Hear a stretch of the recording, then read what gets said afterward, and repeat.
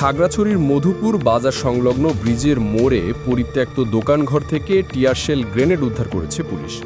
বুধবার সকালে স্থানীয় লোকজনের সংবাদের ভিত্তিতে খবর পেয়ে পুলিশ পরিত্যক্ত দোকানঘর টিয়ারশেল গ্রেনেড উদ্ধার করে। বিষয়টি খাগড়াছড়ি সদর থানার ভারপ্রাপ্ত কর্মকর্তা আব্দুল বাতেন মৃধা নিশ্চিত করে বলেন, এটি একটি টিয়ারশেল গ্রেনেড, তবে এটি কোনো ক্ষতিকারক গ্রেনেড নয়। আমাদের পর্যবেক্ষক টিম এটি দেখে নিশ্চিত করেছেন। এ সময় তিনি আরও বলেন, খাগড়াছড়িতে আমাদের পুলিশ প্রশাসনের সর্বস্তরে নজরদারি হয়েছে।